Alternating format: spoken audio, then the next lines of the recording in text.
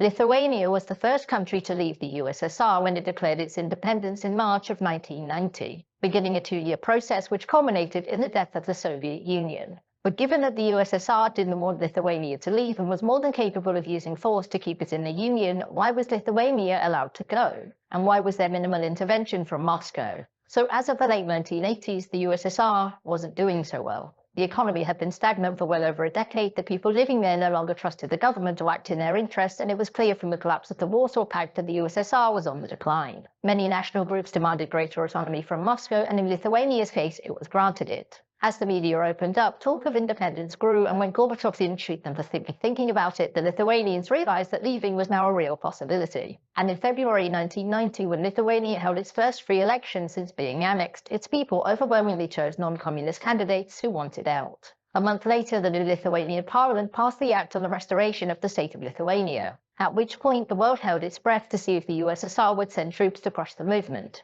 So how did Moscow react? Well, obviously, the news of Lithuania's declaration of independence was worrying, and Gorbachev's government waited a month before doing anything. Their first act was to demand that Lithuania undeclare its independence and apologize. But to the surprise of exactly 0 people, they didn't do this. As such, Gorbachev opted to sanction Lithuania and block the import of goods. This was incredibly damaging to the Lithuanian economy and the living standards of the people there. After a couple of months, the government in Vilnius caved and agreed to put independence on hold and negotiate in exchange for the sanctions being lifted. By early 1991, the economy in Lithuania was still in trouble and protests broke out against the new government. To Gorbachev, it looked like the tide was turning, and so he sent troops into Lithuania to nominally protect the Russian-speaking people there from a decaying government. They seized important buildings and shot protesters, but still the Lithuanians wouldn't budge and they demanded independence. The Western world was concerned about what to do because its leaders saw Gorbachev as a reasonable man that they could work with. But also, importantly, they wanted to see communism rolled back. The United States pressured its allies not to recognize Lithuania so positive relations with the USSR could be preserved. And this worked. Well, mostly. Iceland and soon afterwards Denmark recognized Lithuania's sovereignty,